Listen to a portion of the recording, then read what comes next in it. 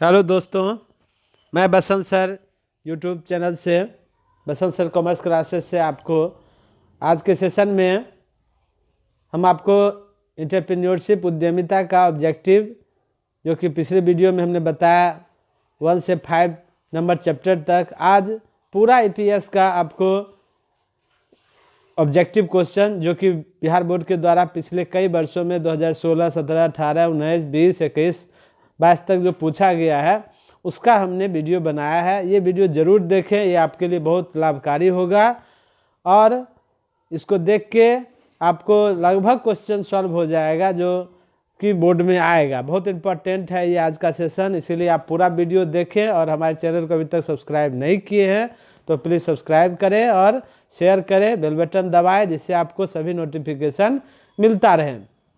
आज देखते हैं, और ये एकदम बहुत ही इम्पोर्टेंट आपका वीडियो है, इसको देखें। कहता है नियोजन नहीं है, नियोजन नहीं है, ये कहता है कि अनावश्यक धन की बर्बादी, समय की बर्बादी, इनमें से सभी होगा इसका आंसर, इनमें से सभी, क्योंकि ये नहीं है, ये डी ऑप्शन होगा।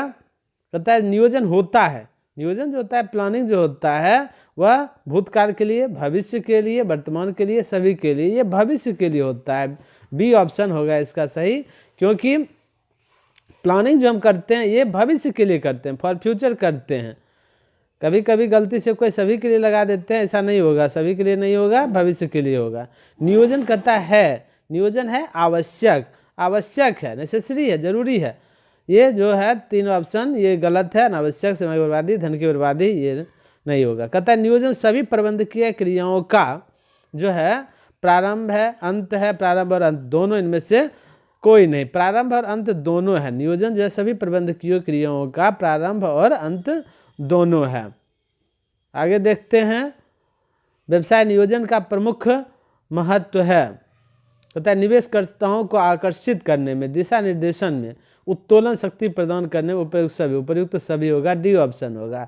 छठा, व्यवसाय नियोजन में शामिल क्रियाएं हैं संगठन का नियोजन, श्रम शक्ति का आवश्यकता का नियोजन करना, परियोजना कार्य का नियोजन करना, उपयुक्त सभी होगा। कहता है नियोजन है, प्लानिंग इज, देखिए 2012 में पूछा है, लक्ष्य अभिमुखी, उद्देश्य अभिमुखी, मानसिक प्रक्रिया, ये सभी होगा, इसका आंसर ये सभी होगा। कहता है एक अच्छी योजना होती है, ये गुड प्लान, गुड प्लान कैसा होगा, तो गुड प्लान कहता है खर्चीली, इतने होगा, समय लेने वाली, ये भी नहीं होगा, और लोचपूर्ण, लोचपूर्ण है, एक अच्छी योजना होगी वो लोचपूर्ण, लोचपूर्ण का मतलब हुआ जो मैंने समय और परिस्थिति के अनुसार उसमें परिवर्तन किया जा सकता है, और एक संकीर्ण है, रिजिडिटी, तो नहीं होगा, इसलिए लोचपूर्ण होगा इसका आंसर।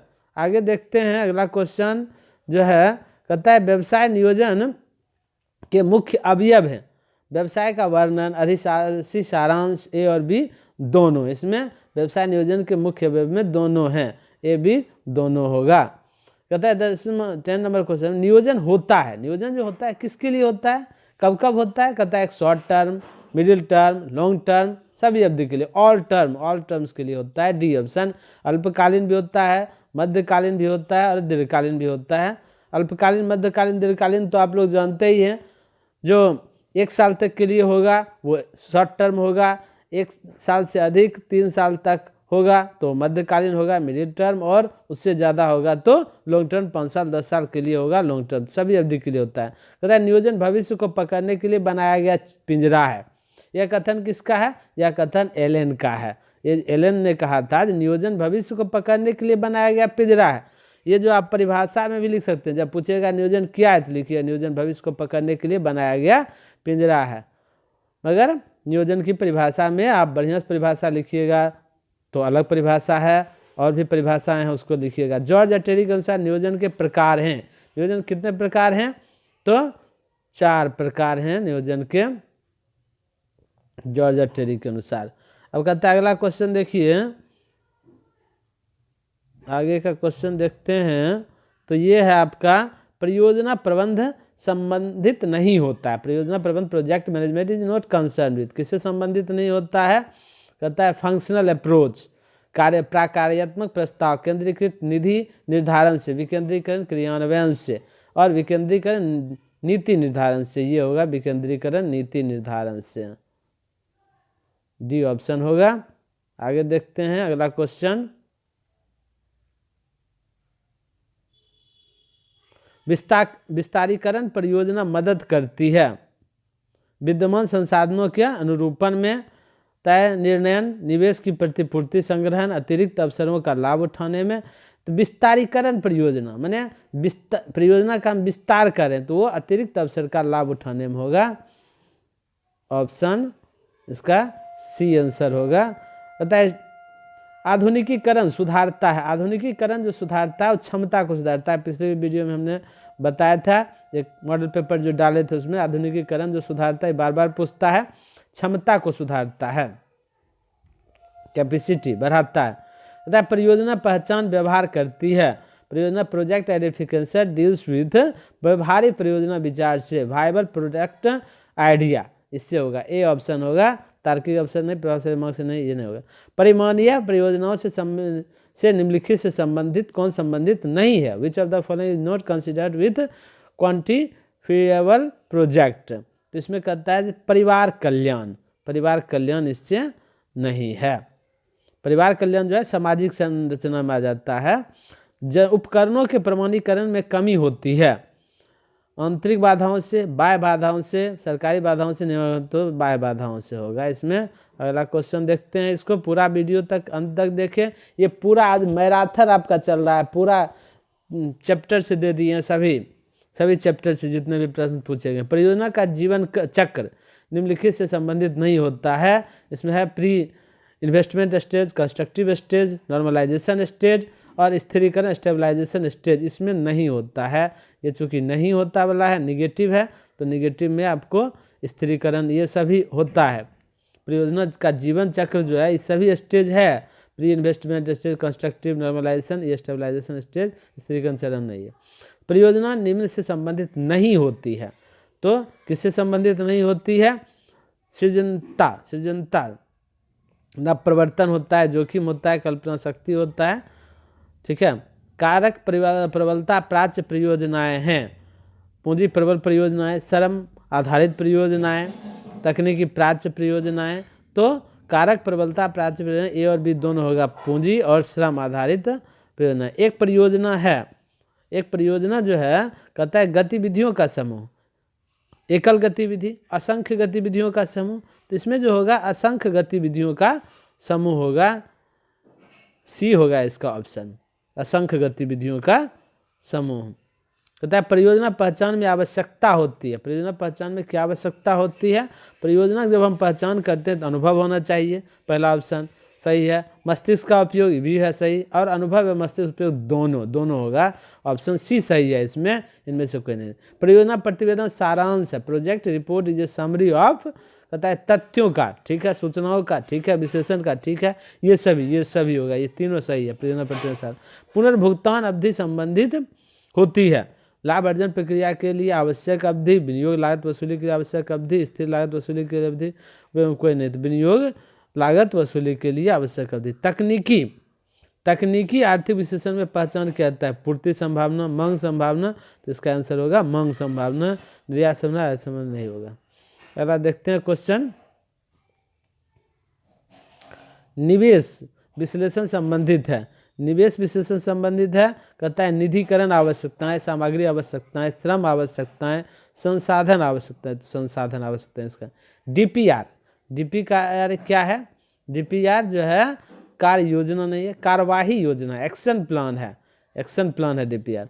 परियोजना के तैयार करने पर व्यय किया गया धन जो है, कहता है money spend on the preparation of project is, ये इन्वेस्टमेंट है, एक प्रकार का विनियोजन इन्वेस्टमेंट है, ये व्यय अपव्यय नहीं है। परियोजना मूल्यांकन के पहलू हैं, अगला क्वेश्चन करता है परियोजना मूल्यांकन के पहलू, aspect of project evaluation is तकनीकी मूल्यांकन, वित्तीय मूल्यांकन, प्रबंधकीय मूल्यांकन, ये सभी होगा डी ऑप्शन।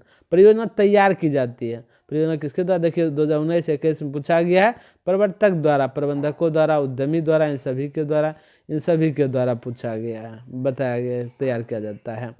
अगला क्वेश्चन देखते हैं आपका,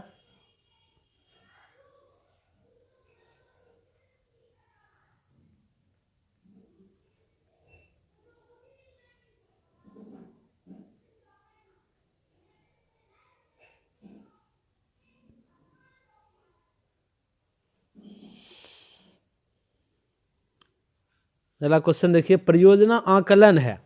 परियोजना आकलन है, कहता है निर्यात विश्लेषण, विशेषज्ञ एनालिसिस, लाभदायकता विश्लेषण। तो ये उपयुक्त लाभदायकता विश्लेषण होगा, सी ऑप्शन।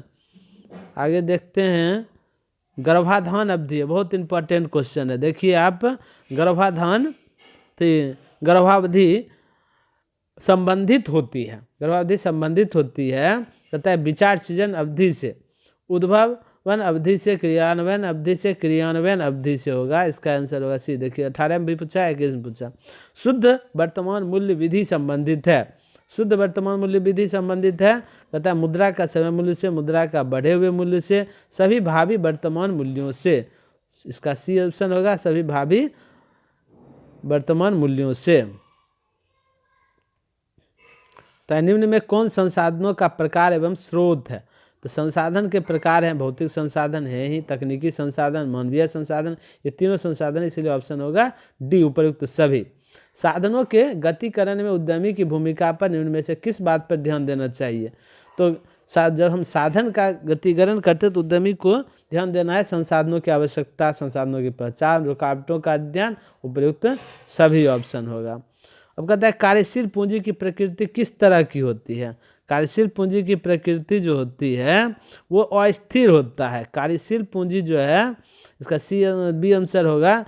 ये पूंजी जो है दो प्रकार का होता है, एक कार्यशील पूंजी, एक स्थिर पूंजी या अस्थायी पूंजी जिसको हम लोग कहते हैं। तो अस्थायी पूंजी जो होता है वो स्थिर होता है, और कार्यशील पूंजी अस्थिर होता है, आते जाते रहता है बिजनेस में, बिजनेस को चलाने में, जिसको ऑपरेट करने में जो खर्चा होता है। कहता है विभिन्न सार्वजनिक उपयोगिताओं की संस्थाओं को बड़ी मात्रा में विनियोग करना होता है। तो जो सार्वजनिक उपयोगिता की संस्थाओं उसको बड़ी मात्रा में विनियोग, इन्वेस्टमेंट को कहाँ करता है? फिक्स एसेट्स पर करता है, अस्थायी संपत्ति, बी होगा। अस्थायी पूंजी की आवश्यकता होती है, कहाँ पर होती है? कहता है दैनिक व्यय का भुगतान, ये तो कार्यशील पूंजी में होगा। भूमि खरीदने के लिए, भूमि खरीदने के लिए बी आंसर होगा। स्टॉक खरीदने के लिए लेनदार भुगतान, ये सब कार्यशील पूंजी का है। बोनस निर्णय के निर्धारक हैं। बोनस कहता है the determination of bonus decision are, लाभ की मात्रा, कोषों में तरलता, कंपनी की आयु, ऑल ऑफ दीज हो गए। बोनस जो निर्धारण होता है ये सब बातों को ध्यान में रखकर होता है। संयुक्त पूंजी वाली कंपनी के लिए लाभांश देना है, ऐच्छिक है। ये बहुत इंपॉर्टेंट क्वेश्चन है, आपके मॉडल पेपर में भी दिया गया है। देखिए दीर्घकालीन ऋण, दीर्घकालीन संयुक्त पूंजी वाली जो कंपनी है उसको लाभांश देना ऐच्छिक है, वॉलंटरी है। दीर्घकालीन ऋण पर होता है। दीर्घकालीन ऋण मैंने लॉन्ग टर्म लोन जब हम लेते हैं, जैसे डिवेंचर है या बैंक से लॉन्ग टर्म लोन लिया जाता है, तो उसमें स्थिर ब्याज दर होता है। तो इसका ऑप्शन होगा ए, स्थिर ब्याज दर। ठीक है।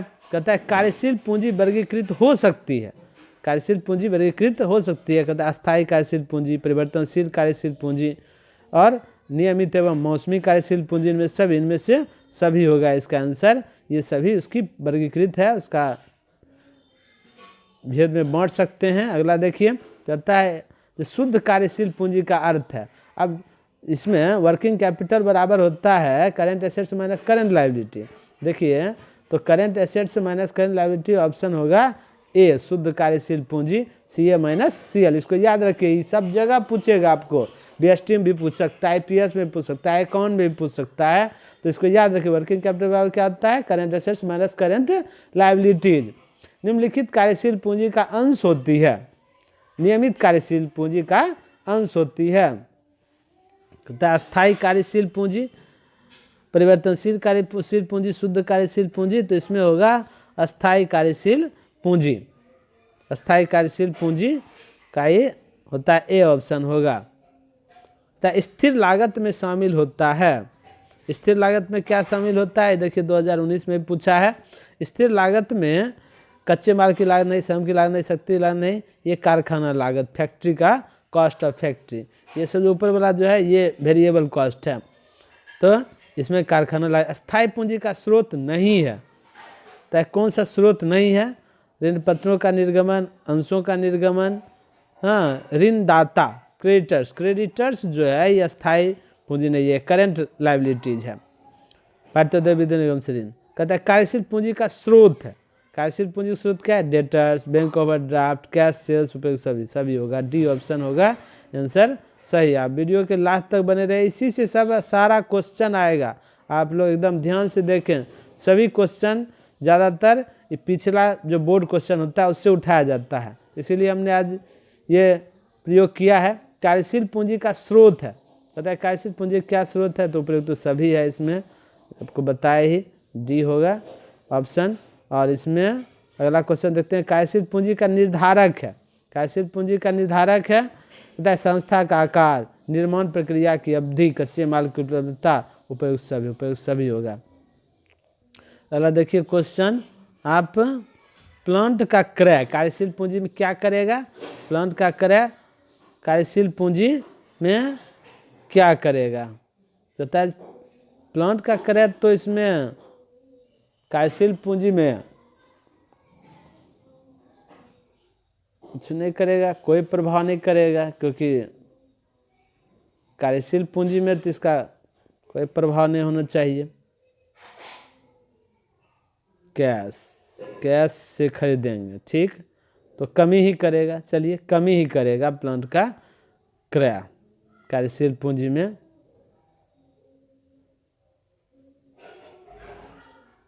अगला देखते हैं, चालू संपत्ति में शामिल होता है, चालू संपत्ति में शामिल होता है क्या है, उपकरण, उपस्कर यानी फर्नीचर, इन्वेस्टमेंट, गुडविल, डेटर्स।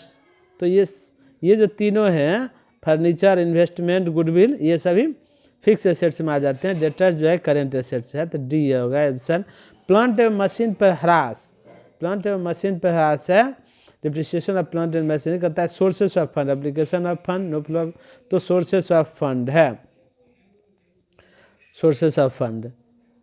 अगला देखते हैं, निम्नलिखित में कौन गैर चालू संपत्ति है, निम्नलिखित में कौन गैर चालू संपत्ति है, ये यानी नॉन करेंट एसेट्स में गुडविल जो है नॉन करेंट एसेट्स है, ए ऑप्शन होगा। अंतिम रहतिया है, अंतिम रहतिया क्लोजिंग स्टॉक इज कोष के स्रोत हैं, ये होगा। सोर्सेस ऑफ फंड एक होता है कि एप्लीकेशन ऑफ फंड होता है, ठीक है। तथा अंश अधिमूल्य में वृद्धि है, increase in share premium is, तो इसमें होगा कोषों के स्रोत।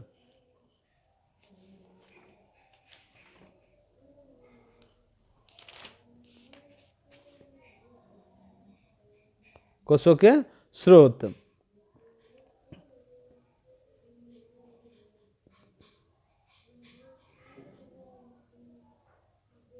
छठा का ए होगा कोषों के स्रोत, सोर्सेस ऑफ फंड। अगला 7, नगद क्रय के कारण अस्थायी संपत्ति में वृद्धि है, नगद क्रय के कारण अस्थायी संपत्ति में वृद्धि है, कहता है ये है आपका sources of fund, application of fund, application of fund है। निम्नलिखित में कौन गैर चालू दायित्व है, यानी जो नॉन करेंट लायबिलिटी है ज़्यादा दिन के लिए, जैसे मॉर्गेज लोन, पहला ए होगा मॉर्गेज लोन है, bank overdraft, outstanding salary, prepaid expenses, सब नॉन करेंट, ये सब करेंट लायबिलिटी में आता है, नॉन करेंट लायबिलिटी में मॉर्गेज लोन आएगा। कोष प्रवाह विश्लेषण में प्रयुक्त कोष शब्द का क्या आशय है, फंड शब्द का क्या आशय है, कहता है ओनली कैश, हाँ, करेंट एसेट्स, करेंट लायबिलिटी और excess of current assets over current liabilities, excess of current assets over current liabilities, ये होगा डी ऑप्शन होगा। ऋण पत्रों के निर्गमन द्वारा ख्याति का क्रय है, कहता है इसमें ऋण पत्रों के निर्गमन द्वारा जब ख्याति का क्रय होगा तो कोई प्रभाव नहीं होगा, क्योंकि एक तरफ से हम ऋण पत्र दे रहे हैं, गुडविल खरीद रहे हैं, तो कोई प्रभाव नहीं होगा, दोनों बराबर हो जाएगा। अगला देखते हैं, प्रारंभिक रहतिया है, प्रारंभिक रहतिया कोषों का प्रयोग है। एक क्लोजिंग स्टॉक वाला देखे थे, closing stock sources of fund है और कोष का प्रयोग प्रारंभिक opening stock application of fund है। अगला क्वेश्चन देखिए, बहुत ही वीवीआई क्वेश्चन है। ये चैप्टर जो है आपका, ये चैप्टर आप अकाउंटिंग रेशियो अकाउंट में भी है, ये ईपीएस में भी है, कभी बीएसटी में भी पूछ सकता है, इसीलिए देखिए एकदम बहुत इंपॉर्टेंट है। आदर्श चालू अनुपात पूछता है क्वेश्चन, आदर्श चालू अनुपात 2:1 है, 2:1, और आदर्श लिक्विड रेशियो क्या होगा 1.5:1, 1.5, ये नहीं है, दोनों में से एक क्वेश्चन पूछता है।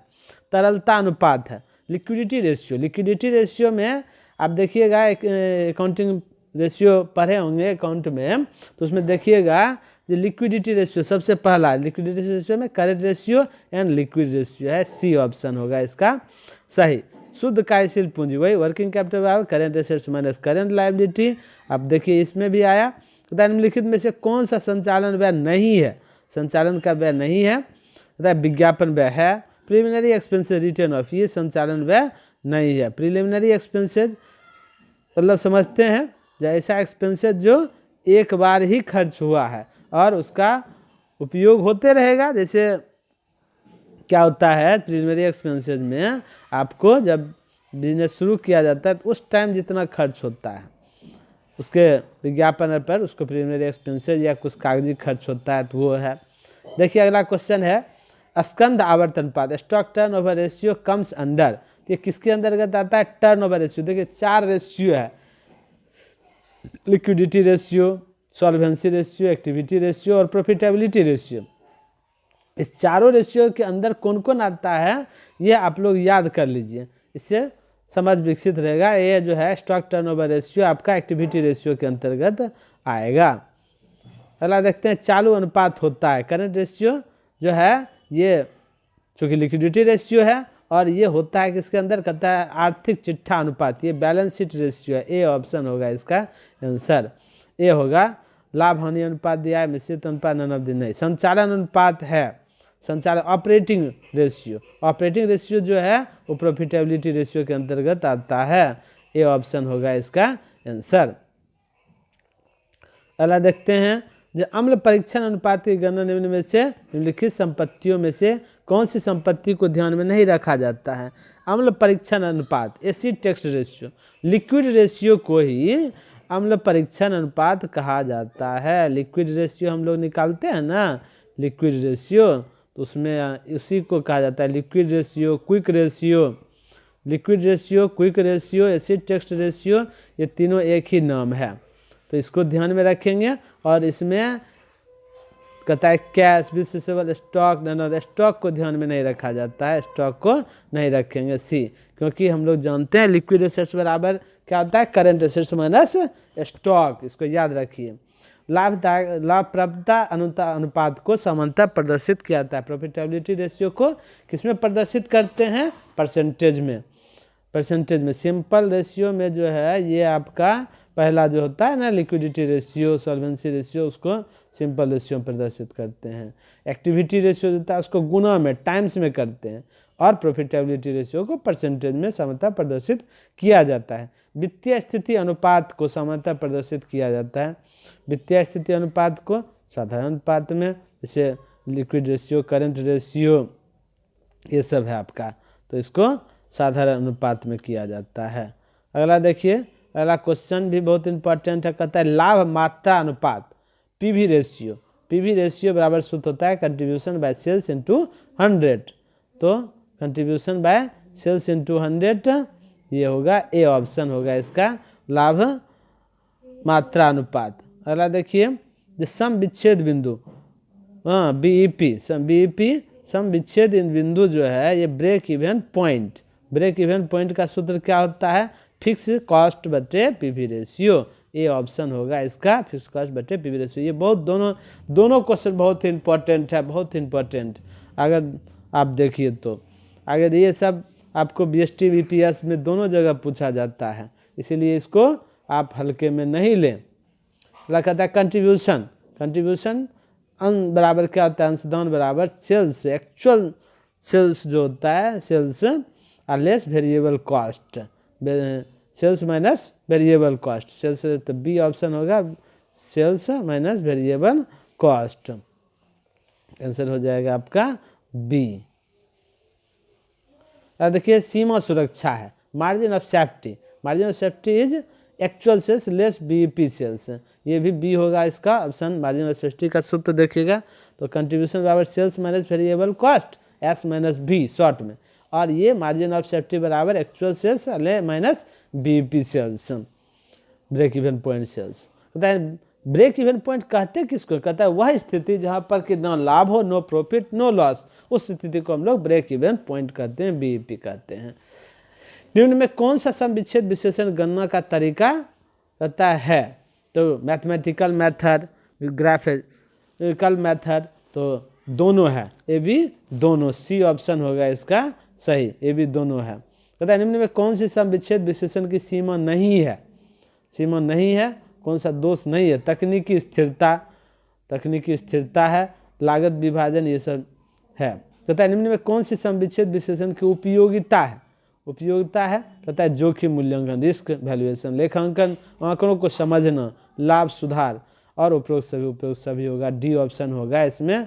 ये बहुत ही इम्पोर्टेंट चैप्टर है, आप देखिए तो अगला सभी इम्पोर्टेंट ही हैं, देख रहे हैं, देखिए कितना सब बिहार बोर्ड में पूछा गया है। जोखिम पूंजी शिलाधार स्थापित किया जाता है, जोखिम पूंजी शिलाधार जो है रिस्क कैपिटल फाउंडेशन जो है स्टेबल किया गया 1975 में, 1975 में स्थापित किया गया। और उद्यमी पूंजी विचार सर्वप्रथम कहाँ उत्पन्न हुआ, वो अमेरिका में उत्पन्न हुआ, तो इसका आंसर होगा सी, उद्यमी जो पूंजी का विचार आया कैपिटल, वेंचर कैपिटल, ये अमेरिका में आया। भारत निवेश कोष किसके द्वारा स्थापित किया, इंडिया इन्वेस्टमेंट फंड जो है was established by Greenland bank, Greenland bank. तथा उद्यमी पूंजी उपलब्ध है, उद्यमी पूंजी जो है वेंचर कैपिटल प्रोवाइडेड फॉर, किसके लिए उपलब्ध है, high risk unit, technical unit, organisational unit, इन सभी के लिए है, डी ऑप्शन होगा, इन सभी के लिए उपलब्ध है उद्यमी पूंजी। तो अगला क्वेश्चन देखते हैं, भारत सरकार द्वारा निर्गमित दिशा निर्देश के अनुसार साहसिक पूंजी कोष के लिए ऋण क्षमता अनुपात निम्न है, तो 1.5 है, इसमें ए ऑप्शन होगा। कहता है जोखिम पूंजी शिलाधार स्थापित किया जाता है, जोखिम रिस्क कैपिटल फाउंडेशन व एस्टेब्लिश्ड बाय IFCI, जोखिम पूंजी शिलाधार जो है यह IFC द्वारा स्थापित किया गया। उद्यमी पूंजी में रहता है, उद्यमी पूंजी में क्या रहता है, वेंचर कैपिटल में हाई रिस्क रहता है, ये होगा इसका आंसर। भारतीय प्रौद्योगिकी विकास एवं आधारभूत निगम स्थापित किया गया है वर्ष 1988 में, technological development and infrastructure corporation of India 1988 में स्थापित किया गया। अगला क्वेश्चन देखते हैं, आप देखिए जो उच्च स्तरीय प्रबंध में शामिल नहीं होता है, उच्च स्तरीय जो प्रबंध होता है, मैनेजमेंट होता है, उसमें संचालक मंडल शामिल होते हैं, चीफ एग्जीक्यूटिव ऑफिसर शामिल होते हैं, अंकेक्षक, ऑडिटर जो है इनमें से शामिल नहीं होते हैं, इनमें से कोई नहीं, तो इसमें उच्च स्तरीय प्रबंधक में शामिल नहीं होता है, ऑडिटर शामिल नहीं होता है, क्योंकि वो तो ऑडिट करता है, ऑडिट करना कम तो बाद का है, सीए इसमें शामिल होगा मगर ऑडिटर जो होता है वो शामिल नहीं होता है। उच्च स्तरीय प्रबंधन में शामिल होता है, कौन शामिल होता है, संचालक मंडल शामिल होता है, मुख्य कार्यकारी अधिकारी, विपणन प्रबंध, ये भी दोनों, यानी chief executive officer, marketing manager, ये भी दोनों, ये भी दोनों होगा, ये शामिल होते हैं, ये भी दोनों होगा। कहता है प्रबंध है, मैनेजमेंट इज, देखिए 2010, 15, 16, 18, 21 हर साल पूछता है, प्रबंध है, कला है, आर्ट्स है, साइंस है, आर्ट्स और साइंस दोनों है, दोनों है, तो ये भी दोनों ऑप्शन होगा, इसमें सी होगा, ये भी दोनों, प्रबंध कला भी है और विज्ञान भी। याद रखिए बीएसटी में भी पूछाएगा, कौन में पूछेगा, प्रबंध की सामाजिक प्रकृति की उत्तरदायित्व की प्रकृति में लागू होता है, क्रेता की सावधानी का नियम, विक्रेता की सावधानी का नियम में से कोई नहीं, तो ये विक्रेता की सावधानी का नियम लागू होता है सामाजिक उत्तरदायित्व की प्रकृति में, क्योंकि सबका सामाजिक उत्तरदायित्व है, जो बिजनेसमैन है वो भी समाज का ही आदमी है, इसलिए सामाजिक उत्तरदायित्व में है जो विक्रेता जो अपने तरफ से सावधानी बरते। किसी भी देश के विकास में सबसे अधिक आवश्यक क्या है, सबसे अधिक आवश्यक है, कहता है भौतिक विकास की, भौतिक विकास की, आर्थिक संसाधन की कुशल प्रबंध की, कुशल प्रबंध होगा इसमें क्या होगा, कुशल प्रबंध होगा।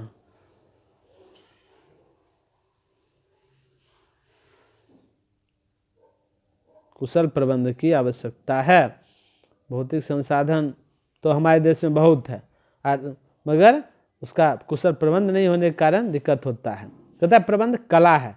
क्या कला है? Management is an art of स्वयं काम करने की, दूसरे से काम लेने की, स्वयं काम करने में दूसरे से काम लेने, दोनों की होगा जो है doing both, for doing himself work and taking work from others. प्रबंध का सामाजिक उत्तरदायित्व है। सामाजिक उत्तरदायित्व सभी के प्रति है। The social responsibility of management is towards all, सभी के प्रति होगा, कर्मचारी के प्रति, सरकार के प्रति, सबके प्रति है। प्रबंध एक पेशा है या कथन है। ये देखिए आपको बिजनेस स्टडी में पूछेगा, एकदम पूछता है, तो आप एकदम याद रखिए अमेरिकन प्रबंध एसोसिएशन। प्रबंध एक पेशा है, यह किसका कथन है? तो अमेरिकन प्रबंध एसोसिएशन, अमेरिकन मैनेजमेंट एसोसिएशन। प्रबंध व्यक्तियों का विकास है, न कि वस्तुओं का निर्देशन। ये किनका कथन है? तो Lawrence एप्ले। Management is the development of man and not the direction of things. ये स्टेटमेंट है लॉरेंस एप्ले का। प्रबंध की प्रकृति है। प्रबंध की जो प्रकृति है, the nature of management is, बताया द जन्मजात प्रतिभा के रूप में, अर्जित प्रतिभा के रूप में। जन्मजात प्रतिभा तो अर्जित प्रतिभा दोनों के रूप में है। Inborn ability and as an acquired ability, both, दोनों है। वर्तमान उत्पादन व्यवस्था, ये एकदम चैप्टर आपका अकाउंटिंग रेशियो है, मैनेजमेंट है, ये प्रबंध के बुनियादी आधार, ये बीएसटी में भी है, अकाउंट में भी है, इधर सब, हाँ, ईपीएस में भी है। वर्तमान उत्पादन व्यवस्था वास्तव में कहता है जो क्या है? तो प्रत्यक्ष उत्पादन, अप्रत्यक्ष उत्पादन, प्राथमिक, द्वितीय, तो अप्रत्यक्ष उत्पादन है वर्तमान। ये भी इंपॉर्टेंट क्वेश्चन है। डैश का प्रयोग प्रायः ग्राफ, यातायात तथा सिंप्लेक्स रीतियों में किया जाता है। लीनियर मूल्यांकन, लीनियर प्रोग्रामिंग में किया जाता है। उत्पाद निरीक्षण के महत्वपूर्ण पहलू हैं। उत्पाद निरीक्षण महत्वपूर्ण पहलू production inspection, process inspection, analysis, सभी होगा आंसर डी। तथा उत्पादन रूपरेखा की प्रक्रिया विभाजित है। उत्पादन रूपरेखा की प्रक्रिया, the process of production design is divided into two category, दो भागों में बांटा गया है इसको, उत्पाद रूपरेखा की प्रकृति को। आगे देखते हैं उत्पादन रूपरेखा प्रक्रिया। हाँ, अप्रत्यक्ष उत्पादन में निम्नलिखित चरण सम्मिलित हैं। प्राथमिक, द्वितीय, तृतीय, इनमें से सभी होगा। यही मॉडल पेपर में भी क्वेश्चन था। आगे देखते हैं निम्न में कौन उत्पादन का प्रकार है? कौन सा उत्पादन का प्रकार है? तो प्रत्यक्ष उत्पादन विधि, अप्रत्यक्ष उत्पादन विधि, उपरोक्त ए भी दोनों है। ए भी दोनों में है, यहाँ होगा ऑप्शन ए भी दोनों, सी।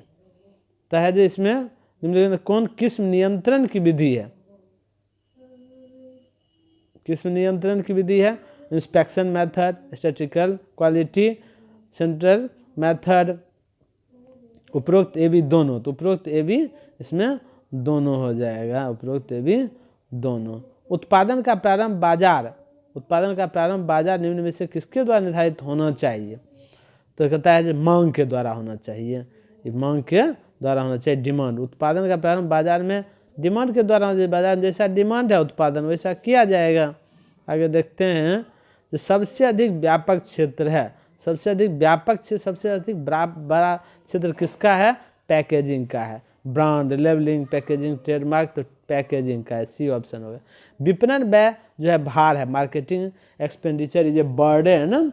विपणन भार है, ये उपभोक्ता पर भार है, उपभोक्ता से वसूला जाता है। जितना भी विज्ञापन किया जाता है विपणन मार्केटिंग में, ये उपभोक्ता पर है। लेबलिंग है, लेबलिंग जो है, लेबलिंग इज कंपलसरी, नेसेसरी है, आवश्यक है, जरूर। लेबलिंग जो है वो आवश्यक है। लेबल जानते हैं लेबलिंग क्या होता है? लेबलिंग जो है वो किसी भी वस्तु में जो रैपर रहता है, रैपर पर पूरा लिखा रहता है जो कब बना, क्या है एक्सपायरी डेट है, कैसे कैसे बना है, किस प्रकार यूज करना है, ये लेबलिंग के अंतर्गत आ जाता है। आपको तो लेबलिंग आवश्यक है, जरूरी है। तो उत्पाद अंतर्लय मिश्रण को प्रभावित करने वाले घटक हैं। हाँ, उत्पाद अंतर्लय, विपणन जो है मार्केटिंग, ये फिर क्या? ब्रांड कहता है, ब्रांड बताता है, brand indicates, symbol, design, name, इनमें सभी होगा। ब्रांड जो है किसी का है, ब्रांड नेम जो है वो उसका पहचान को बताता है। नेम, फेम, डिजाइन सभी बताता है ब्रांड नेम। कहता है विज्ञापन का उद्देश्य क्या है? संभावित ग्राहकों को आकर्षित करना, ग्राहकों को सूचना देना, मार्गदर्शन करना, उत्पादों का प्रचार करना, सभी होगा। इनमें से सभी होगा। विज्ञापन का उद्देश्य है। विपणन व्यय पर किया गया धन क्या है? तो कहता है बर्बादी, अनावश्यक है, ग्राहक पर भार, विनियोजन है, इन्वेस्टमेंट है। विपणन पर जो व्यय किया जाता है, मार्केटिंग पर स्पेंड जो किया जाता है, वो विनियोजन है, इन्वेस्टमेंट है। आपके बाजार में सम्मिलित है आपके क्षेत्र के सभी व्यक्ति, वे व्यक्ति जिन्हें अपनी सेवाओं अथवा उत्पादों की आवश्यकता है, वे व्यक्ति जो इनका भुगतान करने योग्य हैं। उपयुक्त सभी आपके बाजार में सभी सम्मिलित हैं जो भुगतान करने योग्य हैं, जो खरीदना चाह रहे हैं, जिनको आवश्यकता है। तो अगला विज्ञापन है, एडवर्टीजमेंट जे होता है जो एक व्यक्ति संप्रेषण प्रक्रिया है। हाँ, एक व्यक्ति संप्रेषण प्रक्रिया है। देखिए बताते हैं।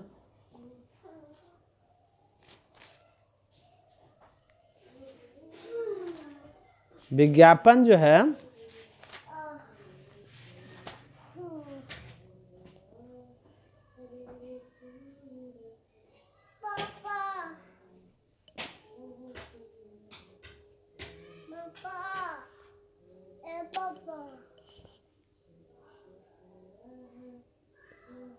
आगे देखिए, तो एक गैर व्यक्तिगत संप्रेषण प्रक्रिया, एक लिखित संप्रेषण प्रक्रिया, उसको इसमें होगा एक गैर व्यक्तिगत संप्रेषण प्रक्रिया। विज्ञापन जो है ये गैर व्यक्तिगत संप्रेषण प्रक्रिया, क्योंकि एडवर्टीजमेंट जो किया जाता है वो ऐसे प्रचार किया जाता है, किसी व्यक्ति विशेष के लिए नहीं है, सबके लिए है। गैर व्यक्तिगत देखते हैं टीवी पर प्रचार देता है, तो जो है वो एक गैर व्यक्तिगत संप्रेषण प्रक्रिया है। व्यवसाय के लिए विपणन है, व्यवसाय के लिए जो है विपणन वो अनिवार्य है, मार्केटिंग जो है वो अनिवार्य है, ए होगा इसका कंपलसरी। ठीक है। विपणन पर विपणन का लाभ है, तो लाभ तो सभी को मिलता है, उपभोक्ता को मिलता है, व्यवसायी को, निर्माता को, सभी को मिलता है। डी आंसर होगा सही। विपणन अवधारणा है, अवधारणा है marketing concept is product oriented, sales oriented, customer oriented, ये सभी ऑल ऑफ दीजिए, तीनों होगा। विपणन अवधारणा का महत्व है, किसके लिए महत्व है? कहता है समाज के लिए, सोसाइटी के लिए, कंज्यूमर्स के लिए, उपभोक्ता के लिए, उत्पादक के लिए, तीनों के लिए, तीनों के लिए। एक ब्रांड की क्या विशेषता है? कहता है शॉर्ट नेम, सूक्ष्म नाम, स्मरणीय, मेमोरेबल, आकर्षक, ये सभी होगा आंसर।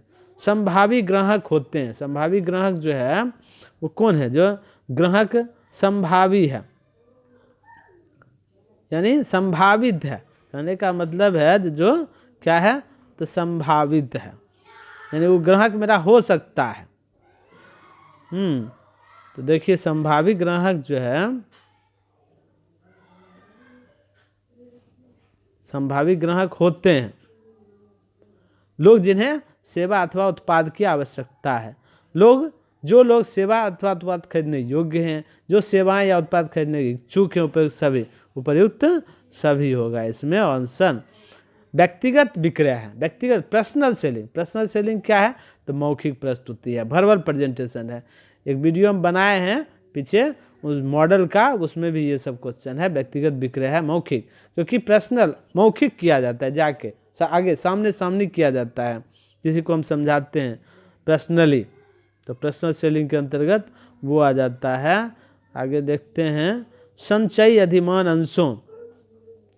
अधिमान अंशों पर लाभांश दिया जाता है। कहता है dividend on cumulative preference share is, कहता है लाभ वाले ईयर्स में in the year of profit, in the year of loss, तो in the year of profit और लॉस इनमें से कोई नहीं थे। ये प्रॉफिट और लॉस कुछ भी होगा, इनको लाभांश दिया जाता है, तो सी ऑप्शन होगा। नग्न ऋण पत्र होते हैं, नेक्स्ट डिवेंचर आर जो है वो अनसिक्योर्ड आरक्षित होते हैं, सी ऑप्शन होगा। अधिमान अंशों पर लाभांश दर्ज होती है, the rate of dividend on preference share पर स्थिर होता है, वो फिक्स होता है, ए ऑप्शन होगा इसका, ए ऑप्शन होगा, ऑप्शन नंबर ए, स्थिर होता है इसमें। आगे देखते हैं, ये भी बहुत इंपॉर्टेंट चैप्टर है। एसएफसी एक्ट भारत में किस वर्ष पारित किया गया? तो 1951 में किया गया, 1951 में एसएफसी एक्ट। आईएफसी स्थापित किया गया 1948 में, 1948। आईडीबीआई की स्थापना 1964 में किया गया। ये देखिए सब पूछा गया है, आप लोग इसका याद रखिए। कब स्थापित किया गया? आईडीबीआई 1964 में, आईएफसीआई 1948 में, एसएफसी 1951 में। 3 हुआ एसएफसी। तो सबसे पहले इस तरह से याद कीजिए, क्रम से। पहले याद रखिए आईएफसीआई, फिर आईडीबीआई, फिर एसएफसी। तो आईसीएफआई, आईएफसीआई 1948 में, या एसएफसी तब रख दीजिए 1951 में, 3 साल बाद है। फिर इसमें 13 साल बाद है आईडीबीआई 1964 में। तो इस तरह से याद कर लीजिए, आईएफसी याद रखिए, फिर एसएफसी, फिर आईडीबीआई। तो 3 साल उसमें जोड़ दीजिए और फिर उसमें 13 साल जोड़ दीजिए, 64 हो गया। तो ट्रिक लगा के भी याद कर सकते हैं। बताए लाभांश है, लाभांश जो है डिविडेंड इज, कहता है एप्रोप्रिएशन ऑफ प्रॉफिट है, लाभ का विनियोजन। लाभ का विनियोजन का मतलब होता है, एप्रोप्रिएशन ऑफ प्रॉफिट का मतलब होता है जब लाभ, हाँ तो इसमें कहता है जन निक्षेप साधन है। जन निक्षेप, public deposit are the source of, जन निक्षेप जो साधन है पब्लिक डिपॉजिट, वो कहता है जी इसमें जो short term finance, long term finance, medium term finance, ये मीडियम टर्म फाइनेंस का साधन है पब्लिक डिपॉजिट। बॉन्ड, बॉन्ड साधन है, बॉन्ड जो है भी मीडियम टर्म लोन है, दीर्घकालीन ऋण है बॉन्ड। संचयी अधिमान अंशों पर दिया जाता है, कहता है संचयी अधिमान अंशों पर लाभांश दिया जाता है। इसमें हम पहले कुछ क्वेश्चन पहले बताए थे, हर वर्ष लाभ हो या हानि, लाभ हो हानि, सी नंबर ऑप्शन होगा, सी में। अंश निर्गमन एक स्रोत है, issue of share is a source of medium term finance, short term finance, long term finance, ये सी होगा लॉन्ग टर्म फाइनेंस। शेयर जो है लॉन्ग टर्म के लिए फाइनेंस किया जाता है। लाभों का पुनः निवेश, लाभ का जो है पुनः री इन्वेस्टमेंट और प्लाइंग back of profit is a source of, ये लॉन्ग टर्म फाइनेंस का साधन है, सी होगा ऑप्शन सी, ऑप्शन सी होगा। टेलीफोन व्यय, टेलीफोन व्यय जो है ये कहता है कैसा व्यय है? टेलीफोन एक्सपेंसेस जी वेरिएबल है, सेमी वेरिएबल है, ये फिक्स्ड है, ये सेमी वेरिएबल है, अर्धचल है, सेमी वेरिएबल। देखिए 2015-16 में पूछा गया। चल लागत का श्रेष्ठतम उदाहरण, the best example of variable cost.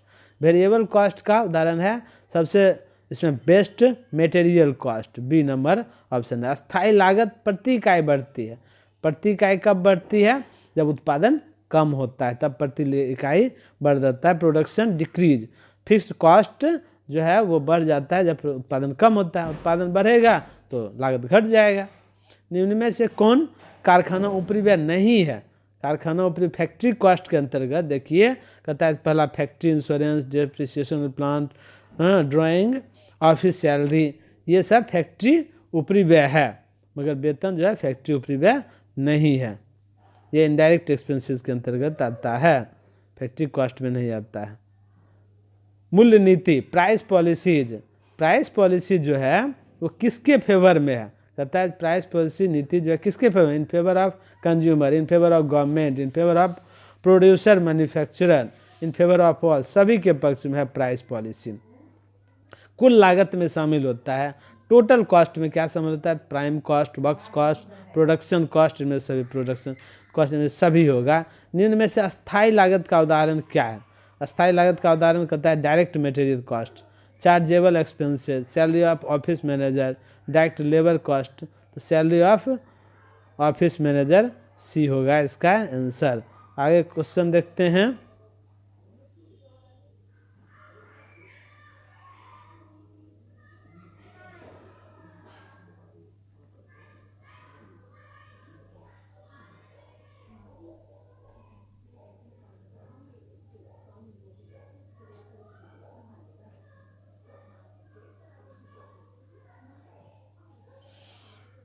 आगे देखते हैं विकास की गिरती स्थिति में, विकास की गिरती स्थिति में उद्यम अपने आप को जीवित रखना कठिन पाता है। बात सही है, विकास जब नहीं होगा तो उद्यम अपने आप को स्टेबल करने मुश्किल रहेगा। उद्यम को तेज गति से हानियाँ होती है, उद्यम दुकान बंद करने को अच्छा मानता है। उपयुक्त सभी, ये सभी इसमें होगा, उपयुक्त सभी। समामेलन का अर्थ है मर्जर मीन्स मर्ज करना, मर्ज मतलब क्या होता है, कहते हैं एक संगठन द्वारा दूसरे संगठन को ले लेना। दो या अधिक व्यवसायों का मिश्रण, ये होगा दो या अधिक व्यवसायों का एक साथ मिश्रण हो गया, मिल गया। ठीक, अगला है सामान्य विविधीकरण वर्गीकृत किया जाता है, जो generally diversification is classified into 4 veg.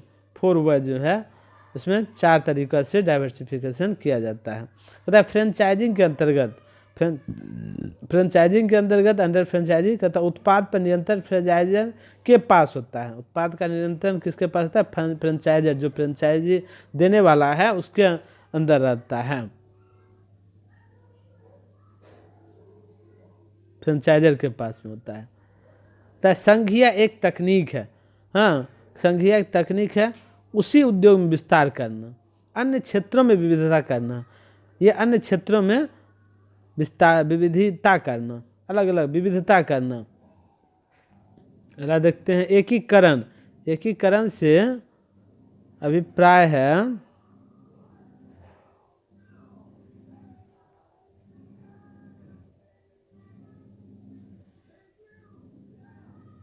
एकीकरण से अभिप्राय है आंतरिक विस्तार, बाह्य विस्तार। तो इंटीग्रेशन मीन्स क्या होता है? एक्सपेंडिंग एक्स्ट्रा और एक्सटर्नली, बाह्य विस्तार।